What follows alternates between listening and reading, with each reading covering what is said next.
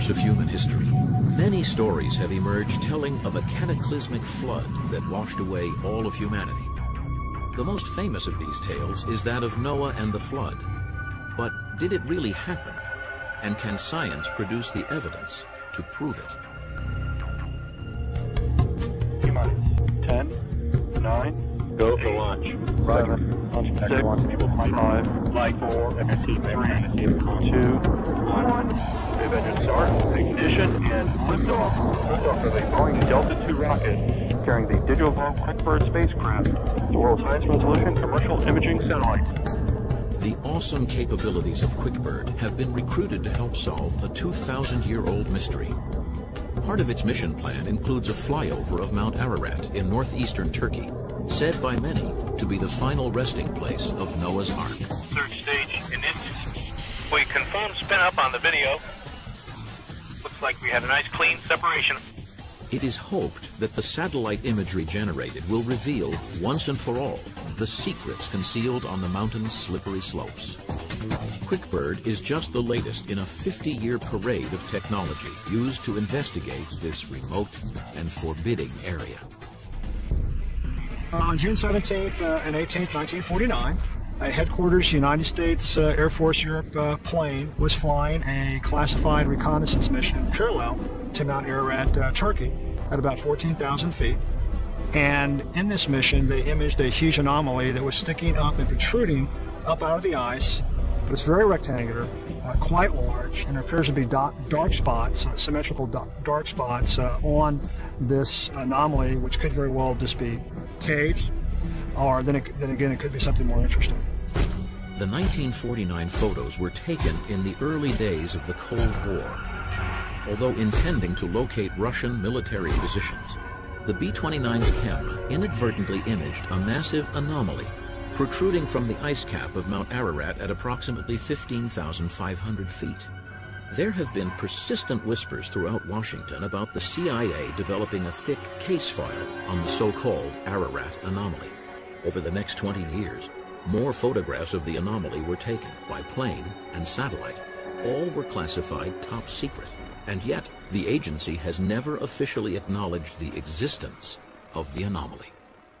Mount Ararat is located in the easternmost extent of Turkey, just adjacent to Azerbaijan, Armenia, and Iran. Geostrategically speaking, this is a bad neighborhood. You've got the former Soviet Union just 12 miles away, and you've got Iran about 19 miles away. So essentially, Mount Ararat's been a restricted military zone for the last 50 years. Mount Ararat itself, however, is somewhere about 17,000 feet, so it's a very imposing mountain, very large, and in fact may be one of the largest mountains in terms of volume, one of the largest mountains on Earth. Because of the elevation of the mountain, there are all kinds of variations in the climate as you go up. And most of the year, there is snow cover and many ice layers. So from year to year, you form an ice layer and then another layer, and so some of the ice is made of many layers from many years of snowfall. You notice that there's a lot of clouds in the area. That's a fairly permanent feature.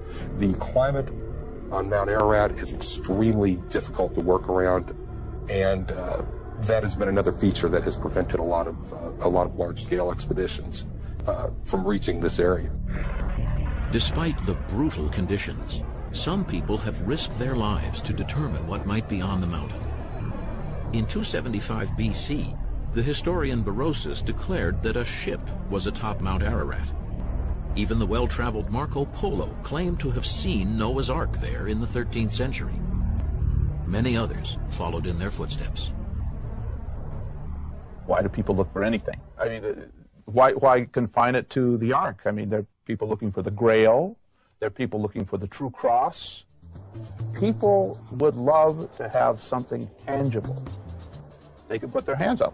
And if you could find pieces of the boat, and it was sure enough in Turkey on Mount Ararat, then this seemed to be proved beyond any reasonable doubt that the story took place. And if the story took place, it accurately reflects the Word of God. If we could only nail down, as it were, where the Ark is, then we will surely know that the biblical text is a real piece of history. The first known modern Ark hunter was a German professor, Dr. Friedrich Perrott.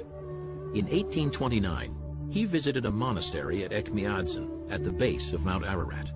He claimed the monks showed him wood, manuscripts, and artifacts taken from Noah's Ark. My friend James Irwin, who was the Apollo 15 lunar module pilot, who actually walked on the moon and sampled the moon, while they were walking on the moon, he noticed a piece of rock that was particularly lustrous, white. Look at that. Guess what we just found? I think we found what we came for. Crystal rock, huh? Yes, sir.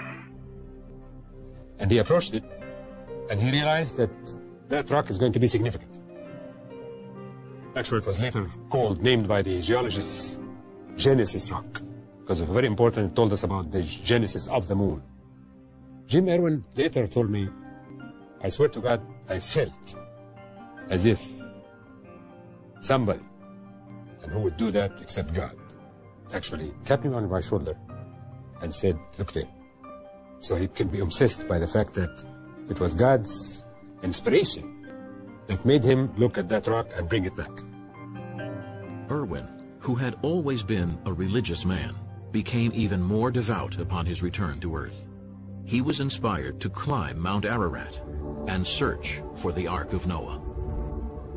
He said, I went up there. I couldn't climb up to that such and such, but I swear to God, I could see a great big area that was kind of raised in the middle and with ribs all across it, as if you had taken that great big boat, turned it over, and it landed on that soil, and it left marks on it.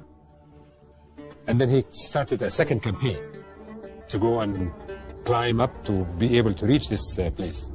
And unfortunately, he fell during that second time, and he finally died of his wounds.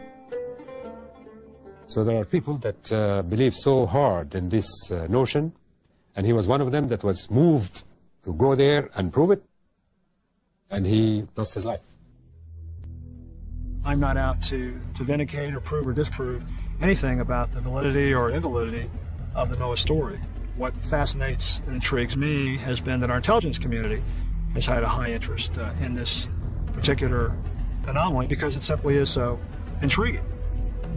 What is the Ararat anomaly? A natural rock formation? A crashed aircraft? An ancient fort? Or is it, as some people believe, the remains of an ancient vessel? Could it possibly be a portion of the original Ark?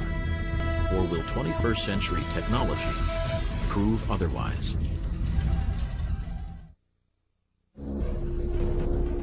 During a secret reconnaissance flight in 1949, a U.S. spy plane accidentally photographed a strange object on the icy summit of Mount Ararat. These photographs of the so-called Ararat anomaly were immediately designated top secret. For years, law professor Portia Taylor struggled to get these incredible photos declassified. In my junior year as a cadet at the United States Military Academy at West Point in 1973, there was an unofficial verbal report ricocheting off the walls at the Academy, supposedly from the CIA, that one of our space-based birds was flying a routine reconnaissance mission down the Turkish-Soviet corridor. And what they were looking at appeared to be three huge curved slabs or structures jutting up out of the snow about 30 feet that appeared to be forming the bow of what at least one CIA photo interpreter surmised was a bow of a ship. This report, far more rumor than fact, initiated a lengthy and arduous quest to uncover the true nature of the Ararat anomaly. My past conversations with intelligence officials, both on and off the record, has been very fascinating, very forthright, and very intriguing. The Defense Intelligence Agency released to me, pursuant to my Freedom of Information Act request back in 1995, 5 images, photo frame 2, photo frame 4, 5, 6, and 23 from this particular mission. Dr. Fruko Baz is one of the most distinguished geologists in the world. He's at Boston University. He directs their very prestigious remote sensing center, and he was gracious to join my project. In a sense, I specifically asked him to come on board to be an independent and dispassionate imagery analyst. The Air Force photographs were the least effective. They were taken from a distance, obliquely, from an angle. And the resolution would vary a great deal from when you look at something that was as close to the aircraft to something that was very far from the aircraft. So there was no real consistency in these pictures, and one taken from that side and one taken from that side, and they were not taken at the same time with the sun, and we didn't even know what time of day it was taken, so we couldn't really figure out the shadows exactly, and they were the least defendable, so to speak. Unable to determine anything definite from the 1949 photos, arrangements were made with Space Imaging, a Denver-based company, to photograph the Ararat anomaly from their Iconos satellite, the world's first 1-meter high-resolution commercial satellite. At this resolution, airports, entire city blocks, even the pyramids can be imaged with great clarity. So satellite imagery allows you to look at broad expanses of territory at one time and to try to understand the spatial nature, spatial relationships between these objects. It also gives you the opportunity to disseminate the results of this, to spread the imagery around a lot of people so you have a lot of different eyes looking at it, a lot of different researchers can give their opinions on it, whereas expeditions tend to be very centrally focused around one or two individuals. Until Iconos was launched, no satellite had the technological capability of imaging an exact spot on Mount Ararat. But in October of 1999, and again in August and September of 2000, Iconos captured several images of the Ararat anomaly. The area that we're going to be concentrating on mostly is this area right in here. And what I will draw your attention to is this particular feature here. We call that the bird's beak. It's an area that doesn't seem to sustain much in the way of permanent snowpack. It just simply seems to be an exposed area of rock that appears from the sky to be a bird's head. And so we have been using that as the primary orientation point for locating the Ararat anomaly. We look first with the Landsat image that covers the whole region so that we can see the topography and the relationship between the topography and the sun angle and therefore the shadows. That's important. Not many people would take this into consideration, but that's very important. So we begin to investigate Ararat and where shadows would be on the different ledges. What we're looking at is the volcanic ridgeline, the anomaly, and two areas where we have landmarks being represented by a terraced snow environment here and a cornice of snow in this region here. So what we're looking at is an anomaly. In other words, something that we simply don't know what's going on up in that area. And the suggestion has been made that this is the result of a man-made feature. Because we know what day they were taken and what time of the day they were taken. Therefore, we can actually measure, ascertain the sun angle, and therefore the shadows and the shadow length. So it was very easy for us to look at these satellite images and interpret them in the way a geologist would interpret the scene. It could be a simple shadow. It could be something, it could be exposed rock. It could be something that's lying on top of the snow.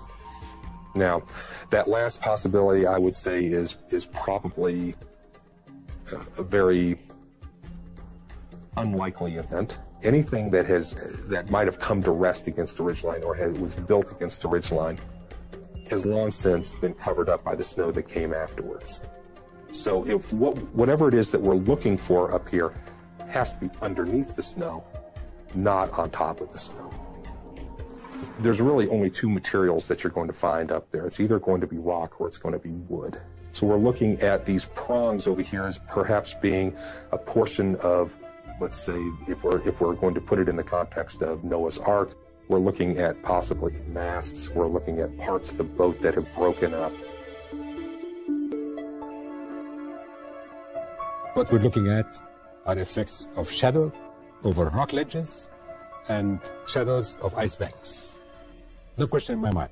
My initial read, if somebody were to put a gun to my head and say, you will make a decision right now as to what that is, I have to say that it's probably natural in origin. We're looking at the subtle interplay between the blowing snow, sunlight angles, clouds, the roughness of the rock, and so forth. It may be there. I don't know that it's not there. All I know is the fact that from the pictures that we looked at, this is not it. Since 1991, for security reasons, all access to Mount Ararat has been closed off by the Turkish government. Efforts to determine what secrets are hidden on the mountain will now demand more advanced technology. For centuries, religious faith took precedence over science where the Ark was concerned. It was thought by many that the biblical narrative was a credible historical document of a real event.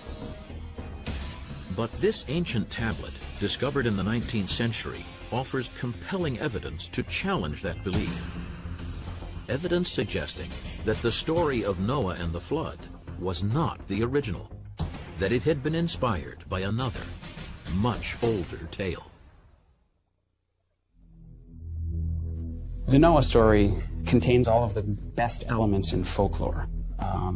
A threat to humanity, a sense of precariousness of life, the danger and possibility of interacting with the numinous, with the divine. The biblical tale of evil, retribution, survival, and rebirth has become a crucial part of the sacred history of Western civilization. Those that believe in its literal truth consider it to be the true account of how nearly all life on earth was destroyed. The story of Noah and the flood is powerful but short, spanning only chapters 6 through 9 in the book of Genesis. The singular biblical God is provoked to do something about humanity because the nature of humanity is inclined toward evil. And if we had any doubt about that, just read up to chapter 8. It follows shortly on the heels of two equally famous, perhaps, stories. One, the story of Adam and Eve in the garden, and then of their sons, Cain and Abel, and of course the fratricide in which Cain slays Abel. There's something wrong. There's something deeply wrong in the human condition. What are the consequences of this, and how will this play itself out? The Bible wants to emphasize that this deity is not arbitrary. He just doesn't decide to kill people and destroy the environment in which they live because he gets up on the wrong side of the bed, or he happens to be a sadist. Again, the biblical story is at great pains to suggest that God was provoked. And he rescues what you might say is the best of a bad lot. Noah, he says, well, now Noah's a pretty good fellow for a human being. You know, so he instructs Noah to build the ark and such. Over time, countless artists have been inspired to visualize Noah's imposing vessel. Perhaps the most vivid were created by a German named Kircher. His drawings, made in 1675, are so detailed, so specific, it's almost as if he'd been there to witness the launch. Once the ark was completed, Noah brought inside pairs of every animal. What's at stake here is human life and animal life, and the object which will maintain one of those things is, of course, the boat. So you have these two major figures, a boat and all of life. The dramatic moment is humanity hanging in the balance. Will humanity live or will it die? When the flood starts, the windows in the heavens open up and the waters pour through. That's one powerful image that really comes through the abstractness of the whole thing to give you a sense of the horror of it. The Bible declares that all living flesh died that moved upon the earth. Only Noah and those with him in the ark remained. Eventually, the ship came to rest upon the mountains of Ararat. Noah sent forth first a raven, then a dove to seek dry land. The dove returned with an olive branch, a sign that the waters had receded. Noah and his family stepped out to greet a brave new world. The story of Noah and the flood is certainly compelling, but is it true? Where, when, and how did it originate?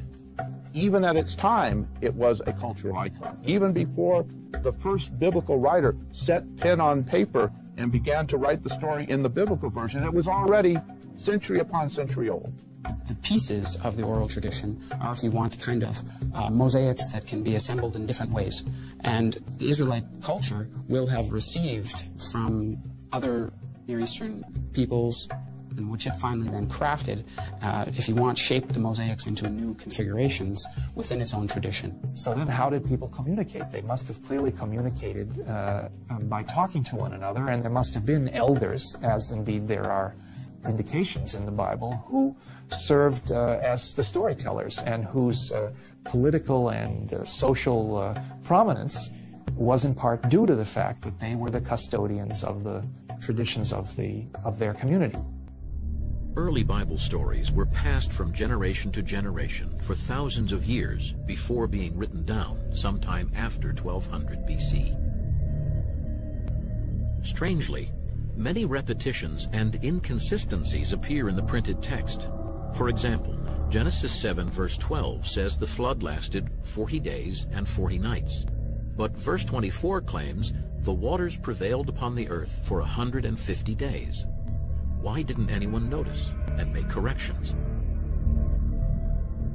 It's clear that this was not always an effort of somebody sitting down and writing a book from the beginning, verse 1 to the end. It was one in which, in some cases, probably oral materials, but in other cases, definitely written materials, were realigned, were reconfigured, were brought into the most harmonious presentation.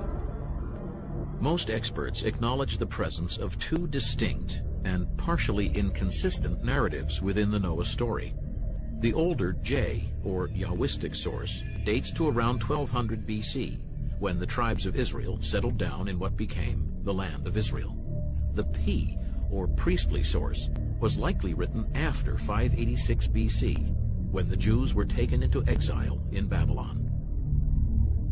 What we're now reading in the Hebrew Bible, or the Old Testament, is a conflation, an effort to bring together the J and the P sources.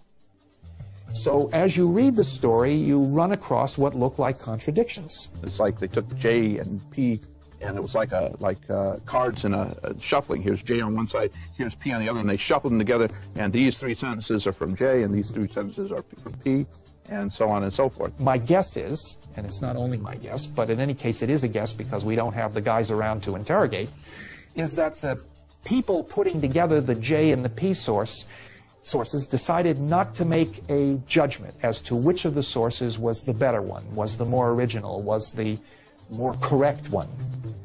They decided to bring them both in. And if you will, either to let the reader or the listener make up his own mind, or to find some way that at points looks beyond my rational powers to execute, some way to harmonize them. Flood stories are widespread in many cultures around the world. Only in Africa are such myths relatively rare. Until the 19th century, scholars were secure in the knowledge that the Bible contained the quintessential flood story, the source from which all others flowed. But in 1853, an astonishing discovery caused experts to contemplate that everything they knew was wrong. In the ruins of the Royal Library at Nineveh, in modern-day Iraq, some 25,000 fragments of ancient Babylonian tablets were unearthed. They dated to about 1700 BC, at least 500 years before the Old Testament was written. The tablets were inscribed with a form of writing known as cuneiform. Cuneiform means triangle-shaped, essentially, and it's the word that we use to describe the writing, which was predominantly used on clay tablets, impressed by a reed stylus. And the name is chosen because the individual elements of each of the signs looks like a triangle with a tail. In 1872, George Smith, a researcher at the British Museum, was laboriously putting together jigsaw-like pieces of the Babylonian tablets found at Nineveh. One night, Smith came across a large fragment with only one side legible. He was stunned to read the story of a man who built an ark to escape a devastating flood, who brought on board animals of all types, who sent out birds to see if the waters had receded. Smith had stumbled across one chapter of a much longer tale, the Epic of Gilgamesh, inscribed in clay no later than the 17th century BC. he announced his discovery on December 3, 1872, at a meeting of the Society of Biblical Archaeology in London. On reading this and deciphering this, the effect on both the individual who read it and the audience who received the reports was astounding, because here, for the first time, was practically verbatim written confirmation that the stories contained in the Bible had a currency outside the Bible. The Epic of Gilgamesh was not the only Mesopotamian flood myth to be uncovered by archaeologists. A second story, the Sumerian, dates to about 1800 BC. A third, the Atrahasis epic, was etched in clay around 1700 BC, but is actually much, much older.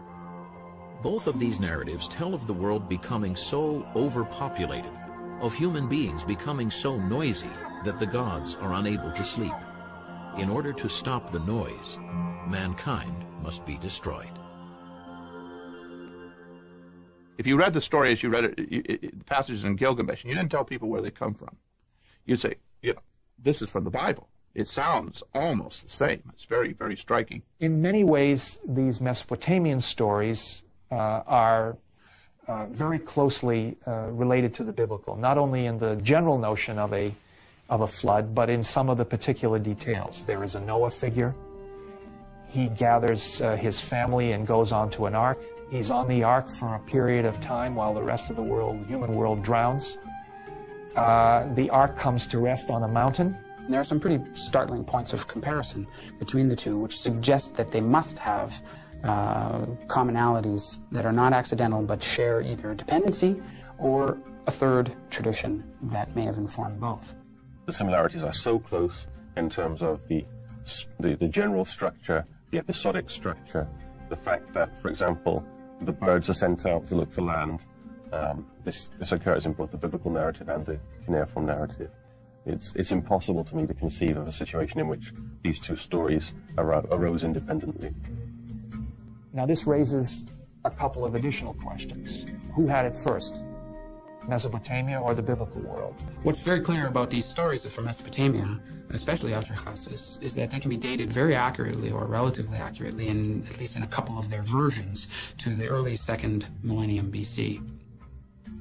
So there's very little doubt that the Mesopotamian literary tradition, which includes these flood narratives, is much older than the Hebrew one. Here we have the smoking gun. Here we have discovered, with the Mesopotamian material, a story which we now know is far, far older than the biblical version. Flood stories hundreds, if not thousands of years older than the Bible? How is this possible? There was no doubt that these stories are moving around in actual tangible tablets. And so no doubt these Canaanite peoples and later the Israelite peoples were aware of the stories as good stories, as stories that dealt with fundamental problems. The other possibility for Genesis is that this was a story that came into the Genesis traditions during the exile, when the Jews were living in Babylonia, and there were certainly people among them who were very familiar with cuneiform culture. The existence of not one, but 4 flood myths in Mesopotamia caused many experts to believe that there must have been a real flood on which the stories were based. But was there a mighty deluge? And can science prove it?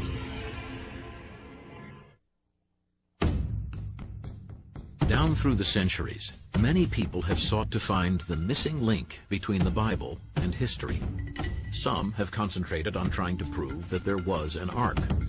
Others believe that such proof can be obtained by discovering evidence of a global flood. Among them was Sir Leonard Woolley, son of a British parson and once destined for the clergy himself. In 1922, he began digging at the ancient city of Ur, once the capital of Mesopotamia, now a remote area of Iraq. In 1929, Woolley made an unexpected discovery. He was beginning to dig down into this ruin mound of Ur, and he had a big space open to a depth of, say, 10 to 15 meters below the surface of the mound. And with that kind of open space, he saw it as a perfect opportunity to investigate the earlier phases of Ur's history. And he went down through various periods of occupation and eventually came on this very thick layer of sterile soil. Nothing in it. No remains of human habitation. Woolley pierced through the sterile soil and saw that the layers below, like those above, showed traces of human occupation. This layer of sterile soil was evidence that some catastrophe had caused the people to abandon Ur for an unknown period of time. He called several of his workers over, several of his collaborators over, among them Max Mallowan, who later married Agatha Christie, and asked them what they thought it meant, and they couldn't answer. And then his wife came by, his wife Catherine, who was a very interesting character, and whom Agatha Christie made the murder victim in her novel Murder in Mesopotamia. And Catherine Woolley immediately said, well, of course it's the flood. Being a master of public relations, Woolley immediately informed the Times of London. Word spread quickly of new evidence proving the existence of Noah's flood. Woolley returned to England an instant celebrity. He brought with him boxes of sand and silt from the so-called flood layer that he later sold to a ravenous public to finance subsequent excavations. Woolley was widely praised for the significance of his discovery. I don't think it stayed for a very long period of time, and in fact I'm not convinced that Woolley really believed it himself, but being a consummate PR artist, and Woolley was that in a way that no other person working in the field at that time was, he used it to get the public hooked once again on Ur excavations. It would seem that at the most he had discovered a local flood, a flood in the area, but not some piece of a worldwide cataclysm, as the biblical and Mesopotamian stories indicate.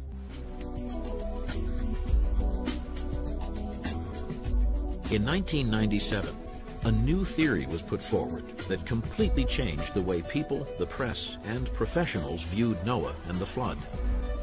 It postulated that some 7,500 years ago, the level of the Mediterranean Sea rose dramatically. A very narrow strait that was supposedly holding back the Mediterranean Sea, and that during some sort of a seismic event, an earthquake, or some other event, the Mediterranean Sea managed to breach this narrow strait of land and flooded into the Black Sea region. And having it finally break through, and it would have just burst, and the water would have spilled out. It would have burst out. Imagine a situation like Niagara Falls, except for perhaps 10 times greater, with a flume of water that would have spurted into the Black Sea. Those who hold to this theory believe that at the rate that the Mediterranean Sea could have flooded through the Bosphorus, the Black Sea level would have risen at least 6 inches a day. And that basically means that any settlements which existed out in the present-day Black Sea would have been swallowed up almost overnight. That would have resulted in a massive loss of life, and would have been seen as an act of God by the people who lived during those times. It would have dramatically affected the ecology of the area, because it's quite clear from this shift that there was a change from a freshwater lake to a saltwater ecology all the way around, and that would have disturbed everything. And probably we don't have people coming back to live around the Black Sea for 1,000 years after it flooded. So whether it was a slow flood or a quick flood, the important point is that it changed the way people lived around the Black Sea. It was further theorized that survivors of the Black Sea flood moved north and west into what is now Europe, east toward China, and south into Mesopotamia, bringing memories of a devastating deluge with them. If indeed the Black Sea flooded cataclysmically, as they had proposed, then there should be a submerged landscape down there. And with robotics, we realized, wow, we can go down and look at that area. And what we found was something really incredible. We found a beach line. We found the old coast with various hills and probably areas where rivers had been. We found an entire landscape. And this is lent credence to the idea that there was some sort of an event that might have precipitated the Noah's Ark story. Well, I don't really have any argument with the geology or the geomorphology with regard to the Black Sea flood. I think the problem comes in linking this Black Sea flood to the flood myths as known from southern Mesopotamia and as known from the Bible. Was there a diaspora of people out of the Black Sea into southern Mesopotamia? I don't see any evidence for it in the southern Mesopotamian archaeological record. One of the things that we've found in the Black Sea research is that actually the world of the Black Sea is quite different from that ancient Near Eastern world. And both the biblical flood and the cuneiform documents that describe a flood are Near Eastern documents. So in fact, there's quite a different pattern and perhaps real evidence to suggest that the Black Sea is not the location for the biblical flood.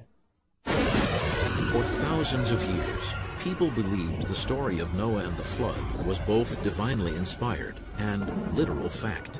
But to date, the scientific and archaeological evidence doesn't support such a conclusion, and yet people continue to believe. The Bible is a complex document, combining allegory, symbolism, and history. But where Noah, the flood, and the ark are concerned, can it be trusted? The search for proof of a deluge so devastating that it separated known history into before and after, and the hunt for the ark itself, have long consumed scholars and scientists. But this ongoing quest is based on details provided in the book of Genesis. The Bible stories were originally passed along orally in Aramaic, written down in Hebrew, translated into Greek and later English. This lengthy process has served to enhance the mysteries of Noah and the flood. Is it truly the history of real people and events? Whatever event, whatever real historical event or process may lie behind these stories is so far buried in the past, even of the time in which the biblical writers were working, that it becomes very difficult to talk about these stories as histories of a flood. The weight of evidence within the stories themselves suggests that these are tales told for reasons other than to tell you what took place at a given moment. The people who wrote this story did not write it to merely entertain you and tell you a cute story about Noah. They have a big and serious agenda. They are trying to define who they are. They're trying to define who their God is. When you come into the flood, if you want to use it as history, you have to use it as history, I think, in another sense. Namely, what does it tell us about the worldview, the mindset of the writers who transmit this story? It's more, if you will, of a text about them than about the flood. Today, most scholars agree that the authors of the Hebrew Bible were trying to make a theological statement, that they made liberal use of metaphor and symbolism, that they did not intend that their account of a global flood be taken as literal fact.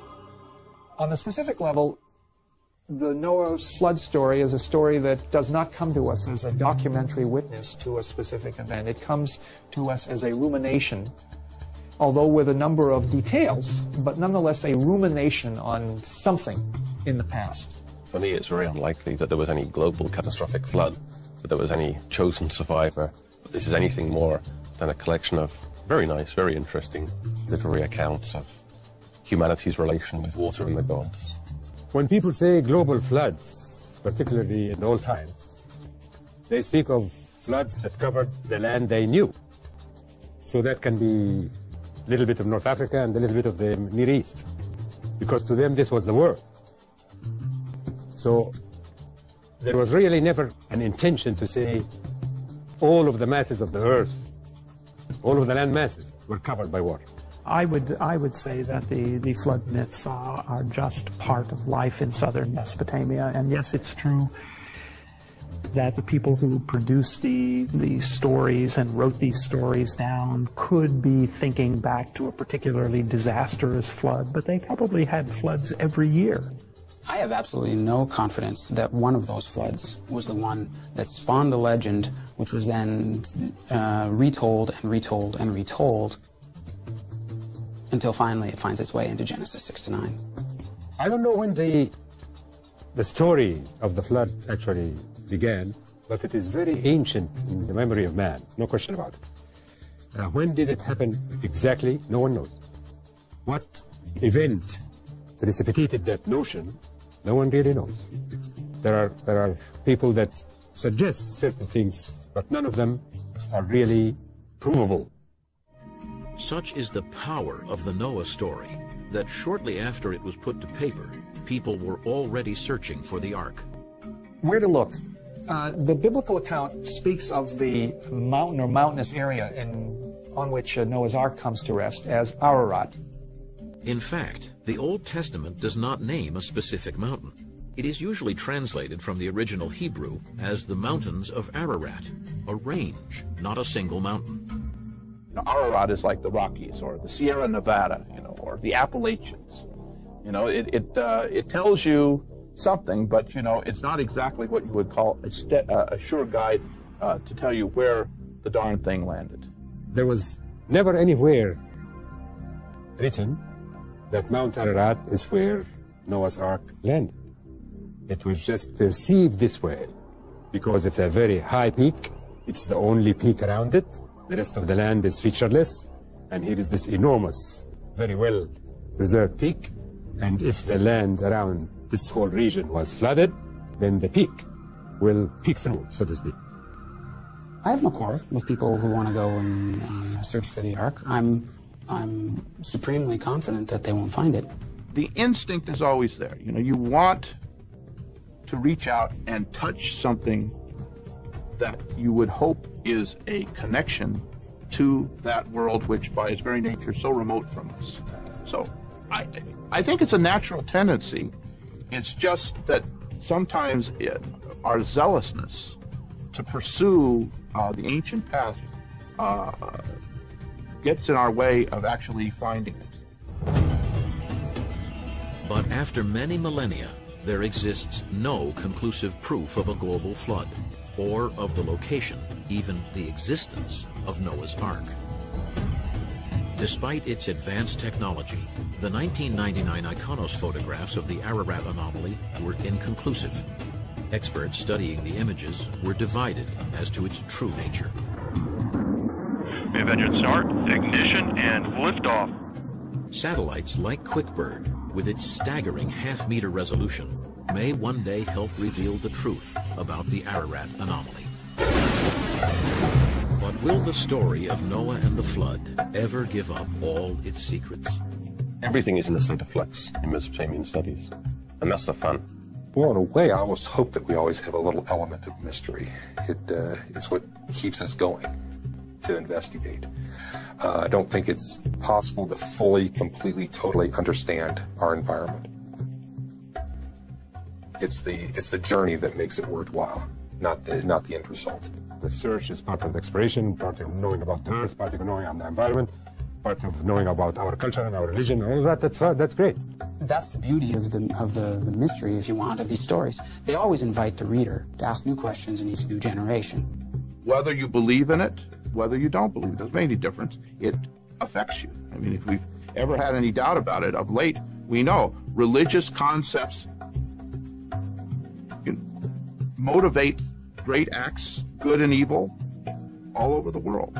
I don't think that we get to the point where we say we absolutely know what it was like in the past. We always leave a little door open for a new discovery. I hasten to say, God only knows.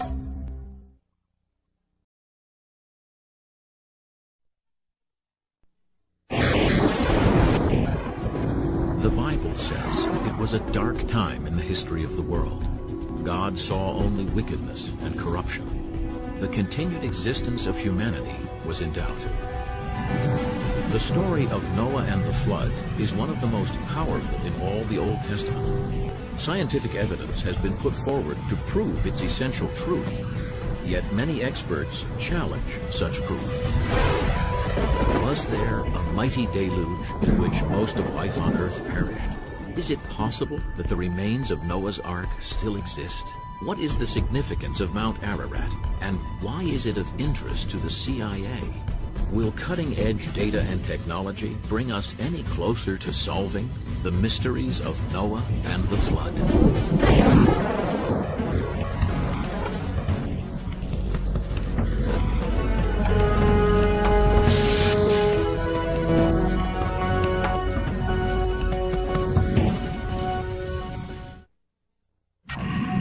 Throughout the course of human history, many stories have emerged telling of a cataclysmic flood that washed away all of humanity. The most famous of these tales is that of Noah and the flood. But did it really happen?